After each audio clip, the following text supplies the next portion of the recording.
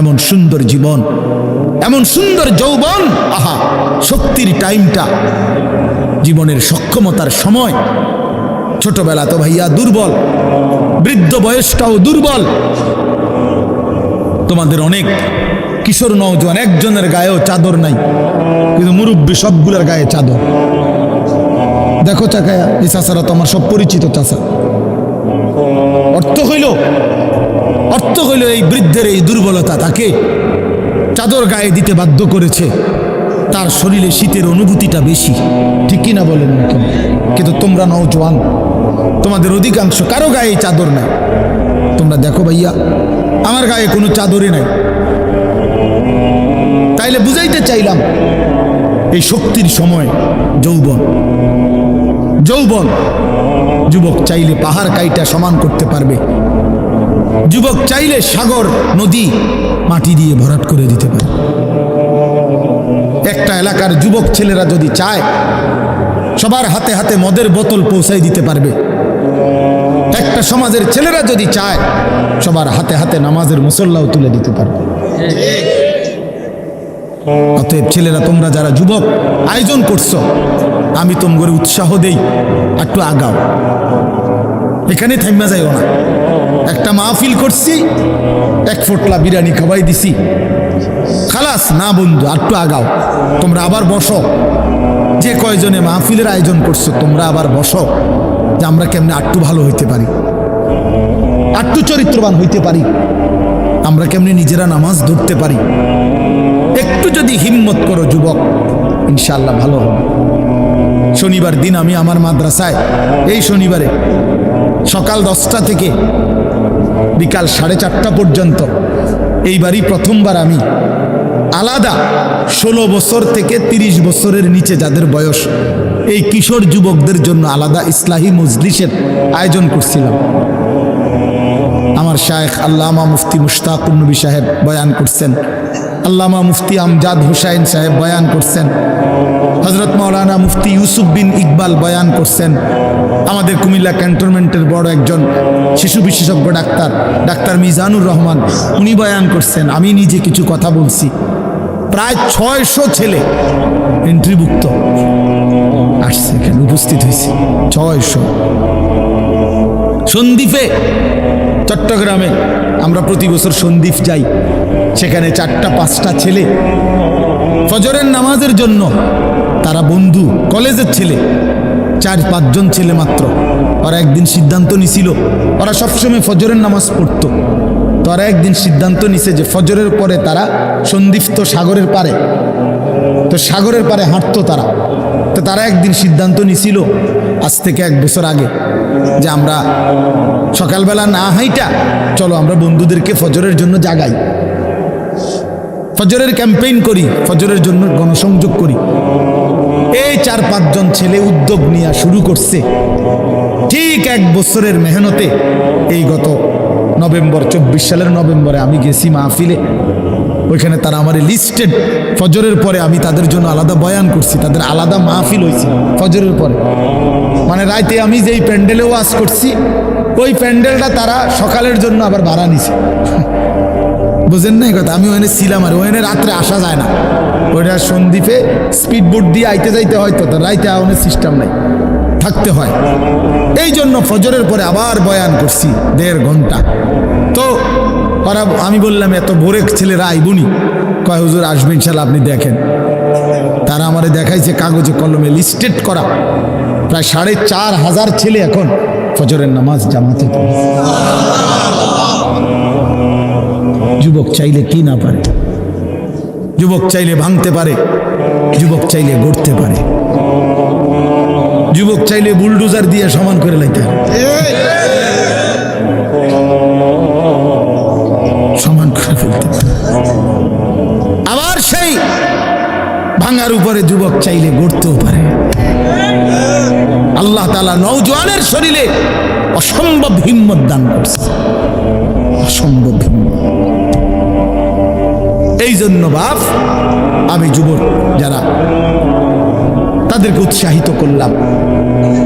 মহান আল্লাহ পাক রব্বুল আলামিন আমাদেরকে বলছেন, আমি তোমাদের ইমানদার, ইমান নিলাম, আমি ইমান দিছি বান্দা, আমি গত বছর যখন তাবলিগের সফরে ছিলাম দিনাজপুর জেলায়, গত বছর আগস্ট মাসে ৭২ বছর বয়স্ক একজন হিন্দু লোককে কালেমার দাওয়াত দিছিলাম। ওনার 2 ছেলে মুসলমান।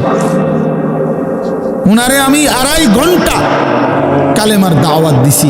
আমরা 3 জন আলেম মিলে কত অনুনয় বিনয় করছি, কাকুতি মিনতি করছি, কাঁদছি, চোখের পানি ফেলছি। একটা বার চাচা কালেমা পড়েন, আপনার ছেলে মুসলমান, ছেলের বউ মুসলমান, আপনার নাতি নাতনি সব মুসলমান, আপনি এখনো বসে আছেন কেন? আহা, এই ৭২ বছর হয়ে গেছে। বুড়া মিয়া কয় আমি ওটা বলবো না। বলে নাই। আমি আমার সাথীদের কাছে, আমার 26 জন সাথী নিয়ে চিল্লাই গেছি। 16 জন আলেম, এক চিল্লা সফরে 950 মানুষ আল্লাহর রাস্তায় বের হয়েছে চিল্লার জন্য। আলহামদুলিল্লাহ, আল্লাহই করাইছে।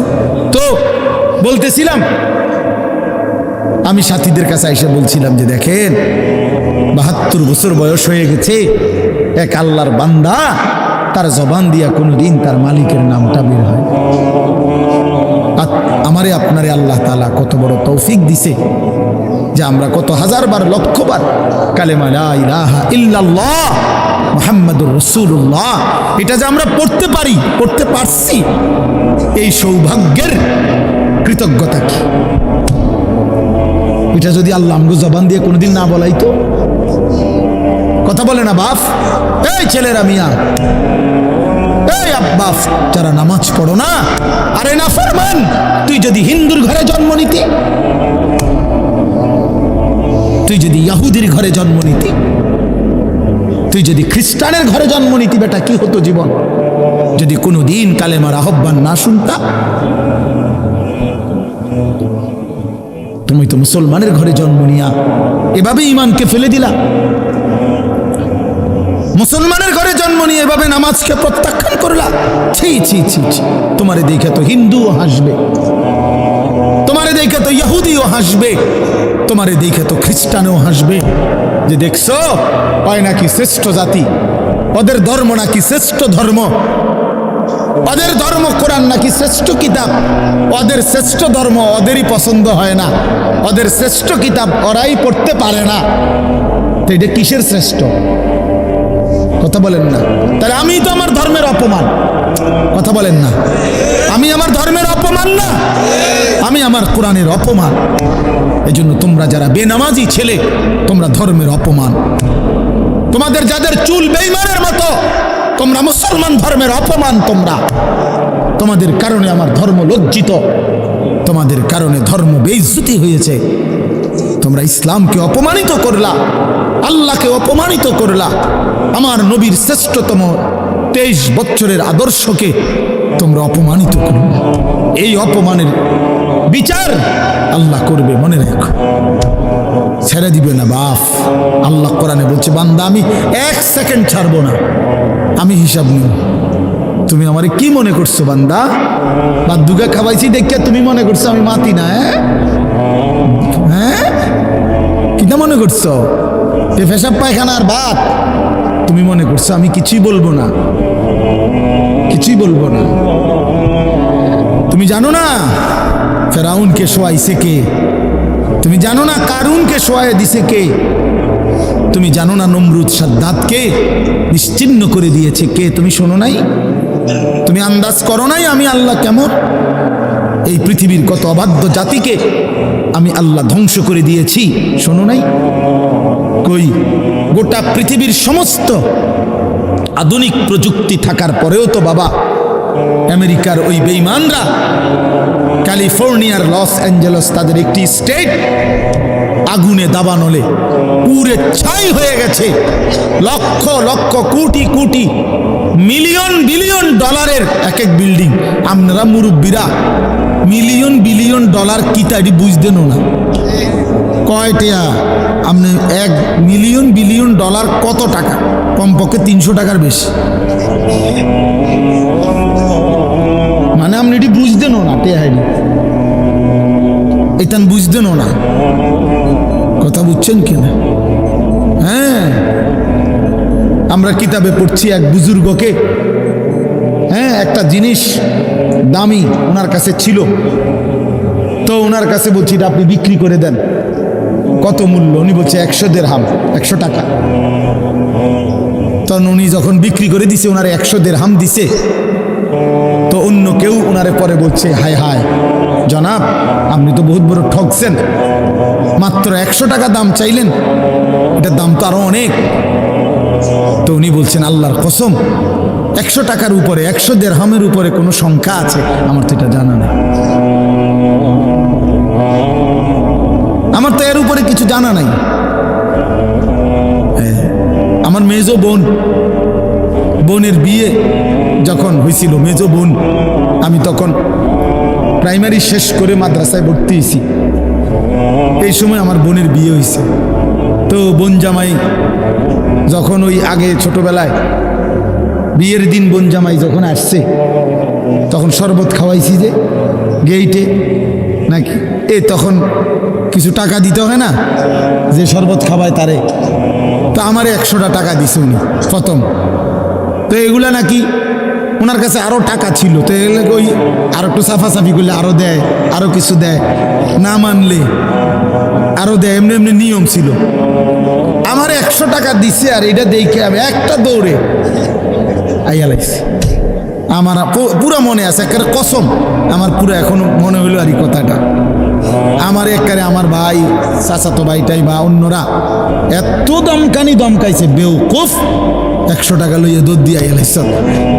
আমি বলছি, আমি তো আসলে এর চাইতে বেশি টাকা জীবনে আর দেখি নাই। তো বলতে চাইলাম, হাজার হাজার কোটি কোটি মিলিয়ন ডলারের এই বাড়ি ভবন, এগুলো পৃথিবীর সর্বাধুনিক প্রযুক্তি দিয়ে, অত্যাধুনিক প্রযুক্তি থাকা সত্ত্বেও, আধুনিক সরঞ্জামাদি থাকার পরেও বাপ আল্লাহর দেওয়া আযাবে আগুনে যখন জ্বলছে, এই কয়দিন হইল কোনো বেঈমানে 1 সেকেন্ডের জন্য আগুন নিভাইতে পারে নাই। 14,000 ফায়ার সার্ভিস কর্মী একসাথে আপনার পানি দিছে, আরো বাড়ে, আগুন আরো বাড়ছে। তার মানে বোঝা গেল বাবা, পৃথিবীর কারো শক্তি মূলত কোনো শক্তি না, আল্লাহর শক্তির সামনে, আল্লাহর ফয়সালার সামনে। আল্লাহ যদি ভালো রাখে তাইলেই ভালো থাকা। হ্যাঁ, আপনার টাকা তো আছে 1000 কোটি টাকা, কিন্তু আপনার ফেডে অসুখ, আপনি টেহা দিয়ে কিনবেন। আপনার টাকা তো আছে লক্ষ কোটি টাকা, কিন্তু আপনি তো ডায়াবেটিস, আপনি কিনবেন টাকা দিয়ে কি করবেন? আপনি 7 রাজার ধন হইলেও কি লাভ হবে আপনার? এই জন্য আমি অনুরোধ করছি, আমরা মুমিন, আল্লাহ আমাদেরকে বলছে এটাই কথা, সকলেই আল্লাহর কথা শুনবে এটা জরুরি না, এবং সবার সৌভাগ্য হবে এটাও জরুরি না। আসমানের ফয়সালা, আল্লাহ তাআলার ফয়সালা। আল্লাহর কথা বলতে পারা এটাও সৌভাগ্য, শুনতে পারা এটাও সৌভাগ্য, ইন্তেজাম করতে পারা এটাও সৌভাগ্য। যালিকা ফাদলুল্লাহি ইউতিহি মান ইয়াশা। আল্লাহ তাআলা বলছেন এটা আল্লাহ তাআলার ফজল, অনুগ্রহ, দয়া, তিনি যাকে ইচ্ছে করেন দিয়ে থাকেন, তিনি যাকে ইচ্ছে। হযরতে বেলাল রাদিয়াল্লাহু তাআলা ওনার বাড়ি মক্কা মদিনা না, অনেক দূরে, কিন্তু উনি মুসলমান হয়েছেন, সাহাবী হয়েছেন। হযরতে হুযাইফা নবীজির সাহাবী, ওনার বাড়ি মক্কা মদিনা না, ইয়ামান, উনি মুসলমান হয়েছেন, সাহাবী হয়েছেন। হযরতে সালমান, ওনার বাড়ি মক্কা মদিনা না, ওনার বাড়ি ইরান, পারস্য, তো উনি সেখান থেকে আল্লাহ আনাইছে, উনি কালেমাওয়ালা হয়েছে। হযরত আবু হুরায়রা রাদিয়াল্লাহু তাআলা, বিখ্যাত সাহাবী, সবাই নাম জানে, আবু হুরায়রার নাম সবাই জানেন না? উনিও কিন্তু মক্কা মদিনার মানুষ না, উনি দাউস গোত্র, এটা অনেক দূরে, কিন্তু সেখান থেকে আল্লাহ ওনাকে আনায়া মুসলমান হয়েছেন, সাহাবী হয়েছেন। কিন্তু আবু জেহেল বাড়ির কাছে, আল্লাহর ঘর কাবার সবচেয়ে কাছে, সর্বপ্রথম বাড়ি যার কাবা ঘরের পরে আবু জেহেলের বাড়ি। জানেন এটা? আবু জাহেলের ঘরের আগে কারো ঘর নেই, কারো ঘর ছিল না। নবীজির ঘরও আরো পিছনে ছিল, সবার ঘর পিছনে। কাবা ঘরের সবচেয়ে নিকটতম প্রতিবেশী ছিল আবু জাহেল। তো কি হয়েছে এতে? কিন্তু বদনসিব আবুল আহাব কাছে ছিল, বঞ্চিত। এই জন্য এটা আসমানের ফয়সালা। এত কাছে থেকে বঞ্চিত হলো কেন? এত দূরের থেকে আসলো কেন? বুঝছেন না হিসাবটা? তাহলে মূলত ফয়সালাটা কার? ইউতিহি মান ইয়াশা। আল্লাহ বলছেন আমার অনুগ্রহ, আমার দয়া আমি যাকে ইচ্ছে করি দিয়ে থাকি, আমি যাকে ইচ্ছে করি দিয়ে থাকি। এই জন্য বললাম আর কি, আমি সবাই শুনতে পারবে, শুনবে এটা জরুরি না। আল্লাহ যাকে পছন্দ করে, ইচ্ছে করে, তাকে আল্লাহ তাআলা দ্বীনের বুঝ দান করে। হাদিসের মধ্যে আছে মান ইউরিদিল্লাহু বিহি খায়রান ইউফাক্কিহু ফিদ্দীন। আল্লাহ যার ভালো চান, কল্যাণ করতে চান, তাকেই আল্লাহ তাআলা দ্বীনের বুঝ দান করে, দ্বীনের বুঝ দান করে। নবীজি বলেন ইজা আরাদাল্লাহু বিআবদিন খায়রান ইস্তা'মালাহু। আল্লাহ যখন তার কোনো বান্দার ব্যাপারে ভালোর ফয়সালা করে, তো আল্লাহ তাআলা তাকে কাজে লাগান। সাহাবীরা জিজ্ঞেস করছে কিভাবে কাজে লাগায়? কাইফা ইস্তা'মিলুহু, হে আল্লাহর রাসূল আল্লাহ তাকে কাজে লাগান কিভাবে? তো নবীজি বলেন ইউওয়াফিকুহু লিআমালিন ক্বাবলাল মাউত। আল্লাহ যাকে ভালো চান তাকে মৃত্যুর আগে আগে নেক আমল করার তৌফিক দান করেন। এটাই তার কাজে লাগাইছে যে ঠিক আছে তোমারই দিয়ে আমি আমার সিজদা দেওয়াবো, তোমারই দিয়ে আমি আমার ঘরের খেদমত নেব, তোমারই দিয়ে আমি আমার কোরআনের খেদমত নেব। আল্লাহ তাকে আমলের তৌফিক দিয়ে থাকেন।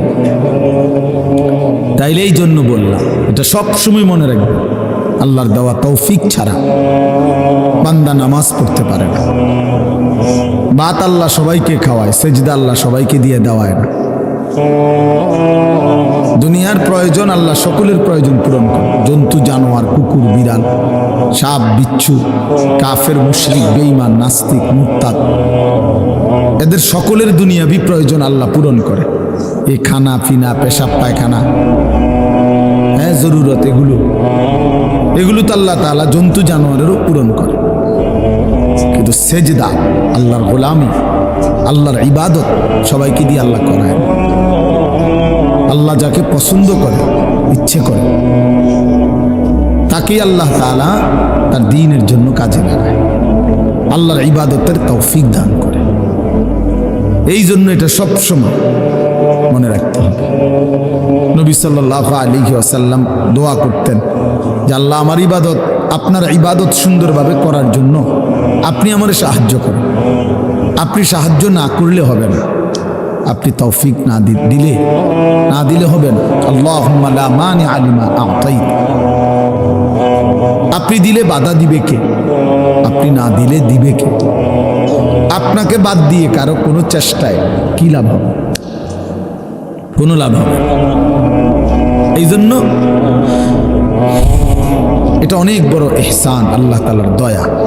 আল্লাহ যাকে পছন্দ করে, ইচ্ছে করে, দয়া করেন, আল্লাহর ইচ্ছা হয় আল্লাহ তাকে কোরআন পড়তে দেয়, দ্বীন মানতে দেয়, আল্লাহকে সেজদা করতে দেয়।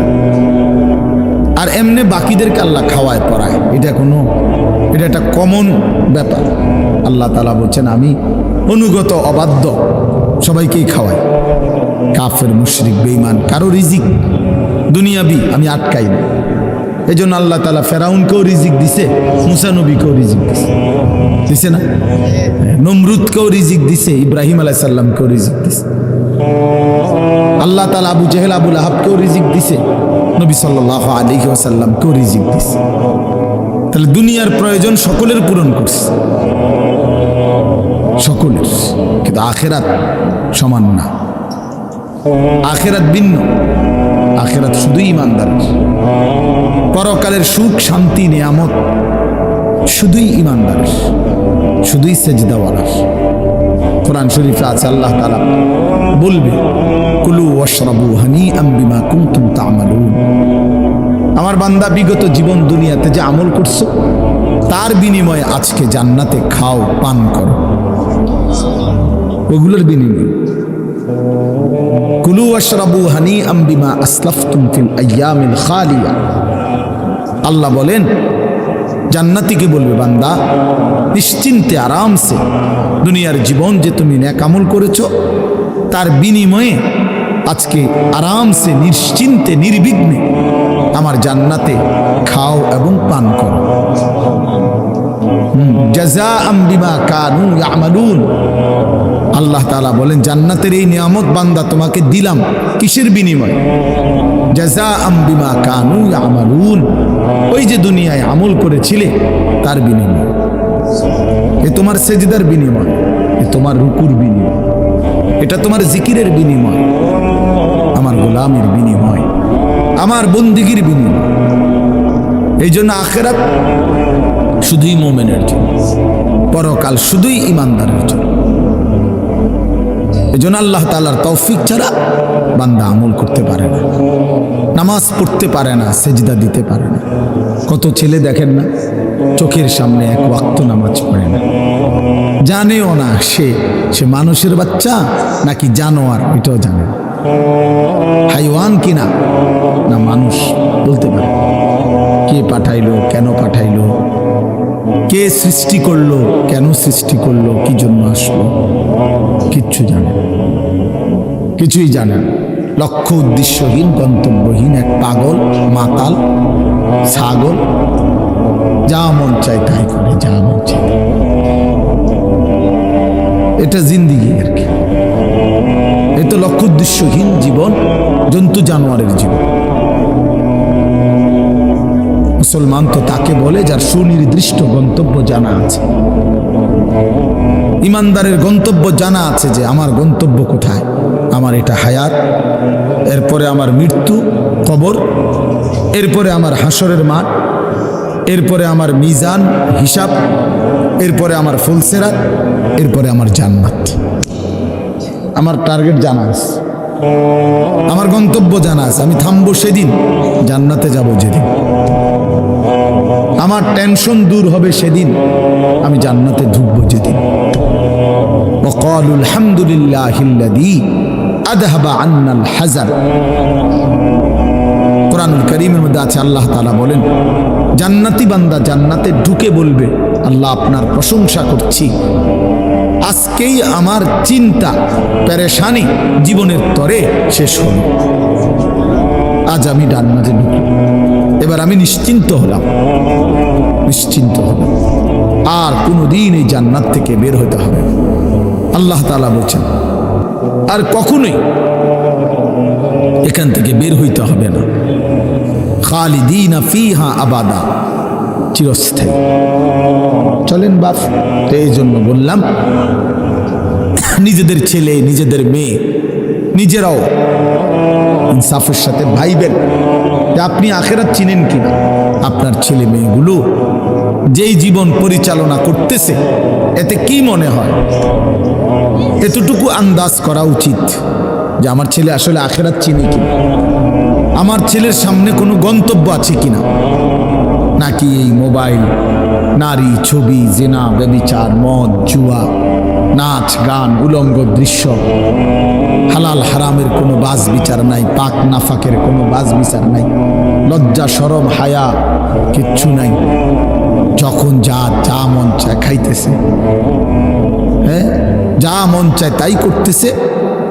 তো এই খামখেয়ালি জীবন, যখন যা মন চায় তাই, হালাল হারাম, জায়েজ না জায়েজের জীবন, যার পার্থক্য নাই, আল্লাহ তাআলা কোরআনে বলছে তার উদাহরণ হলো ফামাসালুহু কামাসালিল কালব, কুত্তার মতো। হ্যাঁ, এটা কোরআন শরীফের আয়াত। ওই জীবন কুত্তার জীবন, কুকুরের জীবন। এই জন্য আমি সবসময় এটা বুঝি, বেনামাজির জিন্দেগি কুত্তার জিন্দেগি। এই ফজরের নামাজ না পড়ে যে জানোয়ারগুলো ঘুমায় থাকে, এগুলা কুকুরের জিন্দেগি। খালাস। এই সুদখোরগুলো যে জিন্দেগি কাটায়, এগুলো কুকুরের জিন্দেগি। এই হারামখোরগুলো যে জীবন কাটায় এটা জানোয়ারের জীবন। কোরআন শরীফের আয়াত এটা। ওয়াত্তাবা হাওয়াহু ফামাসালুহু কামাসালিল কালব। আল্লাহ বলছে মনের ইচ্ছা মতো যে চলে, আল্লাহর হুকুমের পরোয়া করে না, হালাল হারাম এর পার্থক্য যে মানে না, আল্লাহ বলছে তার উদাহরণ কামাসালিল কালব, কুত্তার মতো, কুকুরের মতো। ইন তাহমিল আলাইহি ইয়ালহাস আও তাতরুকহু ইয়ালহাস। আল্লাহ বলছে কুকুরের স্বভাব, দৌড়ানি দিলেও জিহ্বা লম্বা করে হাঁফায়, ছেড়ে দিল দাঁড়ায়া দাঁড়ায়া জিহ্বা লম্বা করে হাঁফায়, জিহ্বা লম্বা করে হাঁফায় এমন করে। কুকুরের স্বভাব, পেলেও অতৃপ্ত, না পেলেও অতৃপ্ত, থাকলেও অশান্তি, না থাকলেও অশান্তি। কারণ হারাম করছে, নাফরমান যে, আল্লাহর অবাধ্য যে, পাক নাফাক, হালাল হারাম। যার কাছে সুদ আর ব্যবসা একই রকম মনে হয় সে কি মানুষ নাকি? যার কাছে আপন বউ পরের মহিলা সমান মনে হয়, নিজের বউও দেখে, মানুষের ভিডিও দেখে, তো তার কাছে কি কোনো হালাল হারামের পার্থক্য আছে কি? তো সে জানোয়ার না, তো জানোয়ার কি?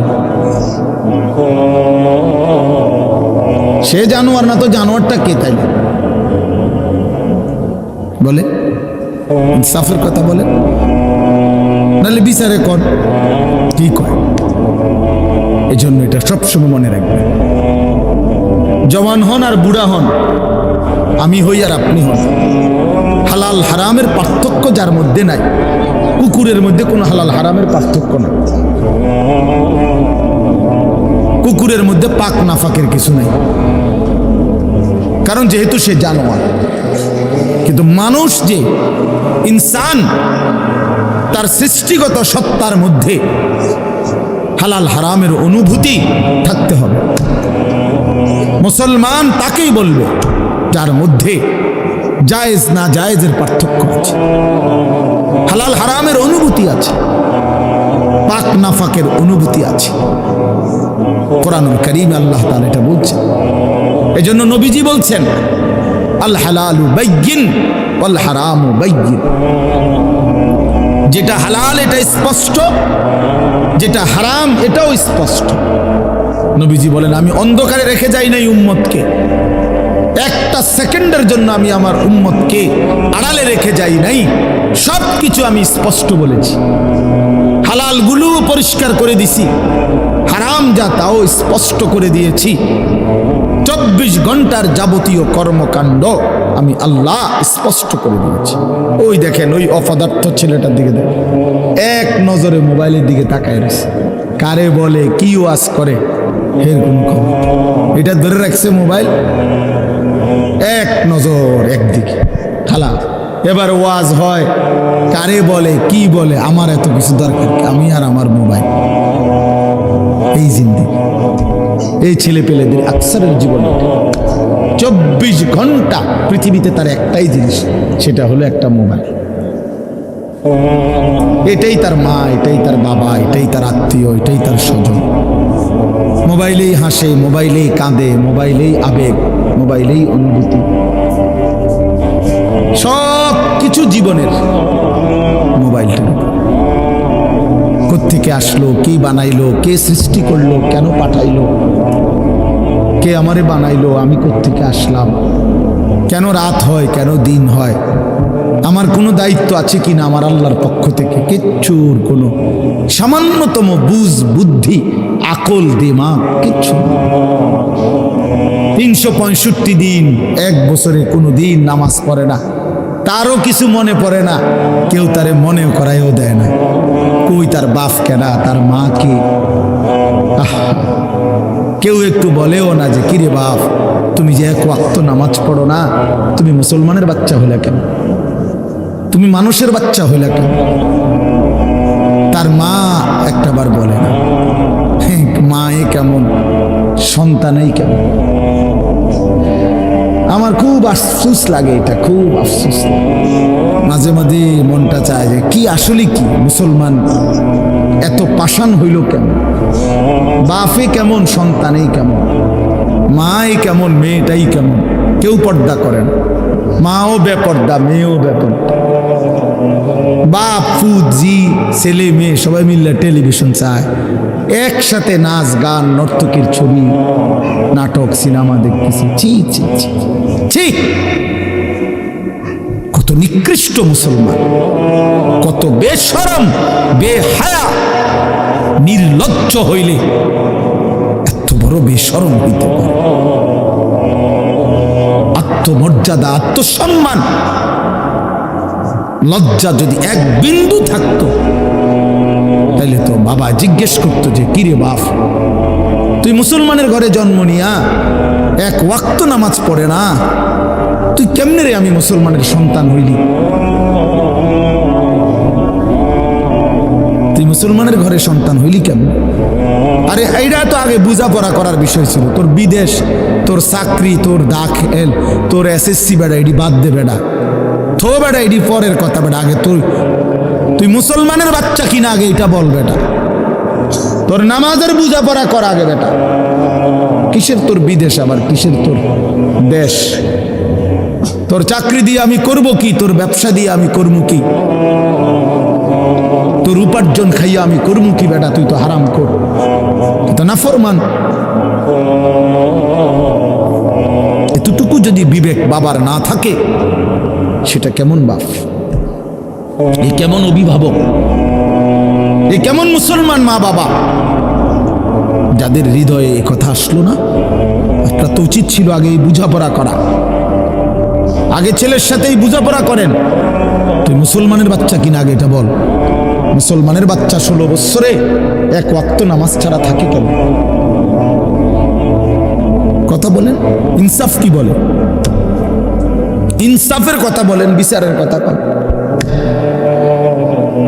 ছেলেগুলোকে আপনারা এভাবে ছেড়ে দিলেন, আর তোমরা ছেলেরাও বাবা এভাবে নষ্ট হয়ে গেল। অনাদরে, অবহেলায় এমন সুন্দর জীবন, এমন সুন্দর যৌবন, শরীর স্বাস্থ্য সব শেষ করে দিলা। একবারও মনে পড়লো না তোমারও তো শেষ আছে বাপ। রাত যেমন ভোর হয়, দিন যেমন রাত হয়, তোমারও হায়াতও একদিন শেষ হয়। প্রতি ঘন্টা, মিনিট, সেকেন্ড যায় মানে তোমার হায়াত যায়, আমার হায়াত যায়, ঠিক না? তো আল্লাহ আমাদেরকে বুঝ দান করেন। এজন্য বাপ আমরা ভাবা উচিত, আমাদের এটা ফিকির করা উচিত। এ ছোটরাও বড়রাও মাঝ বয়সীরাও, এত লাগাম ছাড়া মানুষ হয় না। মুসলমানের জীবন এত বড়, জন্তু জানোয়ারের মতো হওয়ার কথা না বাবা। হ্যাঁ, গুনাহ হইতে পারে, গুনাহ আমারও আছে, আপনাদেরও আছে, গুনাহ হইতে পারে, হবে। সেটা হলো হুচট খাওয়া। মানে চলার পথে আমি 10 কিলো পথ হাঁটলাম, আমি 30 কিলো পথ গেছি এক জায়গা থেকে আরেক জায়গায়। তো এই চলার পথে হয়তো একবার আধবার পড়ে যাইতে পারি, পিছলা খাইতে পারি, ঠিক আছে, এটা হইতে পারে। কিন্তু আমি বুঝি 30 কিলোমিটার একেবারেই পড়ে রইলাম, পিছলা খাইয়া রইলাম।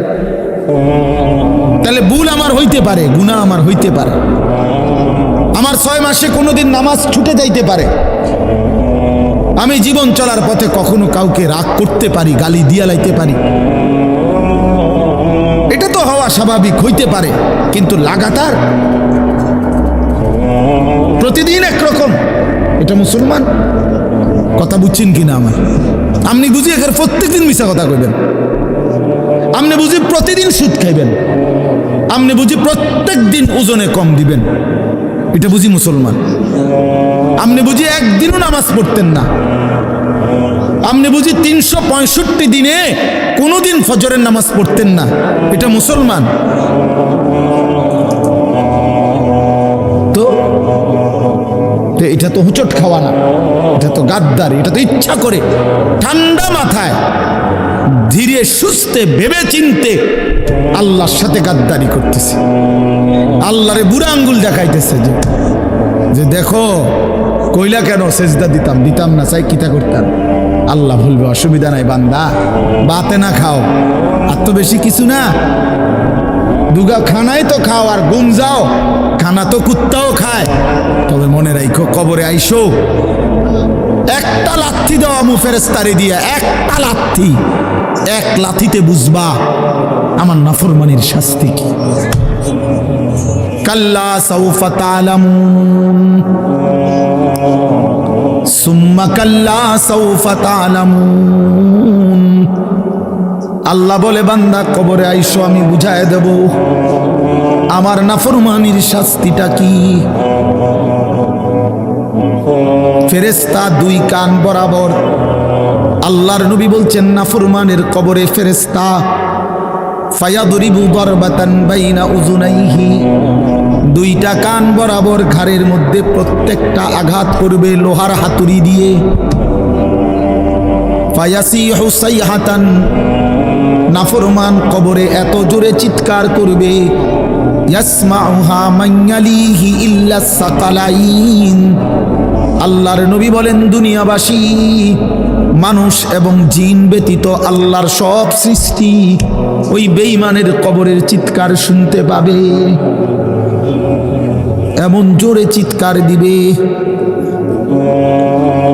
একটা একটা আঘাত এভাবেই চলবে কিয়ামত পর্যন্ত, এভাবেই চলবে কিয়ামত পর্যন্ত। আল্লাহর নবী সাল্লাল্লাহু আলাইহি ওয়াসাল্লাম বলেন নাফরমান পাপীকে যখন কবরে রাখা হবে, তিনটা প্রশ্নের উত্তর যখন নাফরমান দিতে পারবে না, সাথে সাথে কবর তারে এত জোরে একটা চাপ দিবে, একটা চাপ দিয়ে ডান পাশের মাটি বাম দিকে, বাম দিকের মাটি ডান পাশে চলে আসবে। হাত্তা তাখতালিফা আদলাউহু, আল্লাহর নবী বলেন ডান পাশের পাঁজরের হাড্ডি ভাইঙ্গা বাম পাশে ঢুকে যাবে, বাম পাশের হাড্ডিগুলো ভাইঙ্গা ডান পাশে ঢুকে যাবে। নবীজি দেখায় দিছে হাত্তা তাখতালিফা আদলাউহু, এইভাবে দুই আঙ্গুল একটা যেমন আরেকটার মধ্যে ঢুকে যায়, আল্লাহর নবী বলেন এভাবে পাঁজরের হাড্ডি একটা আরেকটার মধ্যে ঢুকে যাবে। কি বাপ মনে করছো তোমারে এমনে এমনে ছেড়ে দিব? কি মনে করছো যার ভাত খাইলা তার বুঝি হিসাব দিতে হবে না? কি মনে করছো মুফত এটা? হ্যাঁ, কার পানি পান করেছো, কার ভাত খেয়েছো, কার আসমান, কার জমিন, কার চন্দ্র, কার সূর্য ব্যবহার করেছো বান্দা? কার এটা? তোমার আব্বার? শরীরটা তোমার বাপের নি, চোখ নাক কান তো তোমার আল্লাহর। আলাম নাজআল লাহু আইনাইন ওয়া লিসানাও ওয়া শাফাতাইন। আল্লাহ বলে বলো না বান্দা আমি কি দুইটা চোখ দেই নাই?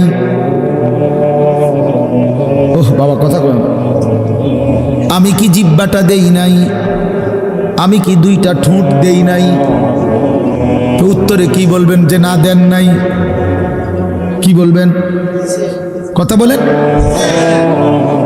এই কথা বলার হিম্মত আছে কারো যে আল্লাহ আপনি চোখ দেন নাই, আপনি ঠোঁট দেন নাই? কারো সাহস আছে কিনা এটা বলার? তাইলে আল্লাহই তো দিয়েছেন। আলাম নুসিহ জিসমাকা, হাদিসে আছে নবীজি বলেন আল্লাহ জিজ্ঞেস করবে হাসরের মাঠে, বান্দা বলো না আমি কি তোমার শরীরটা সুস্থ রাখি নাই?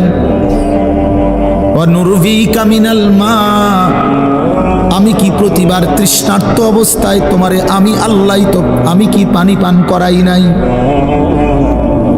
আমি তো পানি পান করিয়েছিলাম, আমি তো তৃষ্ণা নিবারণ করেছিলাম, আমি তো ক্ষুধার চাহিদা পূরণ করেছিলাম, আমি তো কায়নাতের সূর্য চন্দ্র আলো বাতাস দিয়েছিলাম। ওয়াজআলনা নাওমাকুম সুবাতা, আল্লাহ বলে সারাদিনের ক্লান্তি দূর করার জন্য রাত্রি গভীরের ঘুম আমি আল্লাহই তো বানিয়েছি। ওয়াজআলনাল লাইলা লিবাসা, অন্ধকার কালো চাদর দিয়ে ঢেকে পৃথিবীটাকে অন্ধকারাচ্ছন্ন করে দিয়েছি আমি আল্লাহই তোমার ঘুমের উপযুক্ত পরিবেশের জন্যে। আবার দিনের বেলা আলোকিত করে দিয়েছি তোমার উপার্জনের সুবিধার জন্যে। রাতে তুমি ঘুমাইবা এই জন্য অন্ধকার করে দিয়েছি, দিনে তুমি রোজগার করবা এই জন্য আলোকিত করে দিয়েছি। ওয়াজআলনান-নাহারা মাআশা, উপার্জনের জন্য দিন বানিয়েছি, ঘুমাইবার জন্য রাত বানিয়েছি। ওয়াজআলনা সিরাজান ওয়াহাজা, একটা উজ্জ্বল সূর্য আমি আল্লাহ বানিয়েছি। ওয়ানজালনা মিনাল মুসিরাতি মাআন সাজ্জাজা, জমাট বাঁধা মেঘ থেকে আমি আল্লাহ অঝোর ধারায় বৃষ্টি নামিয়েছি। এই জমিনটাকে সিক্ত নরম করেছি, ছোট্ট ছোট্ট ছিদ্র বানিয়েছি। তোমার অনাদরে ফেলে দেওয়া দানা আমি আল্লাহ কুদরতি স্বয়ংক্রিয় মেশিন দিয়ে আমি আল্লাহ জমিনের নিচে আমি নিয়ে এসেছি। কয়দিন পরে আবার আমি আল্লাহ সেই ছোট্ট দানা থেকে নতুন গাছ বের করে দিয়েছি। লিনুখরিজা বিহি হাব্বান ওয়া নাবাতা, আরে রিজিকের ব্যবস্থা আমি করলাম, ঘুমের ব্যবস্থা আমি করলাম, উপার্জনের পরিবেশ আমি করে দিলাম, শরীর স্বাস্থ্য জীবন যৌবন আমি দিলাম। আমি কেন সেজদা পেলাম না? আল্লাহ যদি বলে বান্দা আমি কি অপরাধ করলাম, আমি তোমার এত কিছু দিয়ে আমি কি অন্যায়টা করলাম যেই অপরাধের কারণে তুমি আমারে সেজদা দিলা না? কি বলবা যুবক? নাফরমান যুবক কি বলবা? অসভ্য যুবক যে নামাজ পড়ো না, হাইওয়ান তুমি কি বলবা? তুমি মানুষ না জানোয়ার? বেনামাজি তুই মানুষ না জানোয়ার? বল, মানুষ না জানোয়ার? বল বেটা। অনেক বেহায়া এখনো হাসে এইখানে, এত বড় অসভ্য বেহায়া, এই বেহায়া এখনো হাসে। চিন্তা করছো নি? হ্যাঁ, এত বড়, এত নির্লজ্জ, এত বড় অসভ্য যে এখনো হাসে। অর্থ হইল আমারই কয়, বুঝেন নাই? বুঝতেছে সে আমারই কয়। আহ আহ, আমার মনে হয় কুকুর রে কইলে কুকুর মাথা নামাইলে। আহা, আমাদের সন্তানদের হালাত কত নাজুক, চিন্তা করে দেখে। মুসলিম সমাজে বসবাস করে, বাপ মুসলমান, মা মুসলমান, চারিদিকে মসজিদ, চারিদিকে মাদ্রাসা, কত দাড়িওয়ালা, টুপিওয়ালা, পাঞ্জাবিওয়ালা। প্রতিদিন মসজিদের মিনারা থেকে উচ্চ কণ্ঠে মাইকের হর্ন দিয়ে আজান হইতেছে। এত বেশি মাইক, হর্ন, মসজিদ, মাদ্রাসার পরিবেশের মাঝখানে থাইকাও এটা কত বড় গাদ্দার, কত বড় গাদ্দারা নাফরমান। এত সুন্দর চারদিকে মসজিদ, মাদ্রাসা, আলেম ওলামা, দাড়ি, টুপি, মাদ্রাসার পরিবেশের ভেতরে থাইকাও জানোয়ারে একটা সেজদা দেয় না। কত বড় নিকৃষ্ট জানোয়ার, চিন্তা করছে। এই বাপ, এমন সন্তান পাইলা কবরে যাই আফসোস ছাড়া আর কিচ্ছু নেই। আজকে যদি এই আফ্রিকার জঙ্গলে থাকতো তাহলে হয়তো যে বাবা এত বড় আফ্রিকার জঙ্গলে ছিলাম যেখানে কোনো দিন কোনো আজান হয় নাই, যেখানে কোনো মসজিদ দেখি নাই, মাদ্রাসা দেখি নাই, আল্লাহ চিনব কোত্থেকে? আমি তো আফ্রিকার জঙ্গলের ভিতরে থাকতাম। বলেন, একটা ছেলে বলেন, এই ছেলেগুলো বেনামাজি যে ছেলেগুলো, এদেরকে জিজ্ঞাসা করেন যে বাবা তুই কি আল্লাহ চিনলি না, না রাসূল চিনলি না? তুমি বাবা কি মসজিদ চিনলা না, মাদ্রাসা চিনলা না? কোনোদিন কি কোরআন দেখলা না? কারো লাশ, কারো জানাজা, কারো কবর কিছুই দেখো নাই? কিচ্ছুই তোমার কলজার মধ্যে কোনো এক বিন্দু কোনো বিবেক অনুভূতি জাগাইলো না? শুধু নারী, শুধু একটা মোবাইল, শুধু একটা ছবি, শুধু একটা অশ্লীল দৃশ্যের কাছে হেরে গেলা।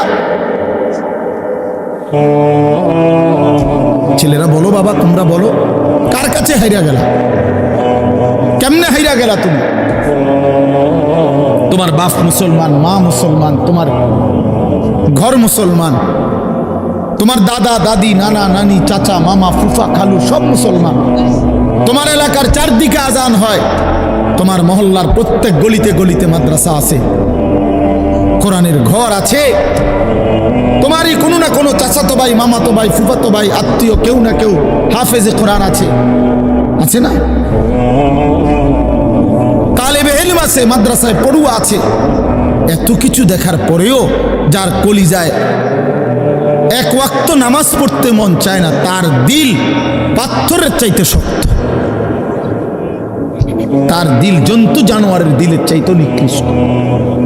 কারণ এ বড় শক্ত হারামি, মনে রাখে। সে কিছুই মনে করে না আল্লাহকে, কিছুই মনে। এত মসজিদ মাদ্রাসা, এত নামাজ রোজার এত চিহ্ন দেখাও তে কয় যে আমি কিছুই বিশ্বাস করি না। আমি বিশ্বাস করি আমার জীবন হইল মোবাইল, আমার জীবন হইল নারী, আমার জীবনের অর্থ হইল ছবি, আমার জিন্দিগির মাকসাদ হইল উলঙ্গ ছবি দেখা, নর্তকী দেখা, জিনা ব্যভিচারের দৃশ্য দেখা, মদের আড্ডা, জুয়ার আড্ডা, নারীর আড্ডা, কোন অশ্লীল মেয়ের পিছনে জীবনটা শেষ করে দেওয়া। খালাস, আমি বুঝছি এটাই জীবন। কিসের মসজিদ, কিসের মাদ্রাসা, কিসের আল্লাহ, কিসের রাসূল, আমি এগুলা বুঝি না। এতটা উল্টে গেল কেন? এত বড় লানত হলো কেন? বলেন বাবা। অতএব আপনাদের কাছে অনুরোধ করলাম, আপনারা আপনাদের বিবেককে নিয়ে ভাবেন। তোমরা ছেলেরাও বাবা রাগ হইও না, বুঝতে শিখো বাবা। কে ফিরাবে তোমাদেরকে? কে ফিরাবে? কে ফিরাবে? কে ফিরাবে বাপ? তোমরা কি কোনোদিন মরবা না? আজ যদি মৃত্যু হয়, এই বেনামাজি জিন্দিগি নিয়ে কেমনে কবরে যাইবা? ঠিক বা কেমন?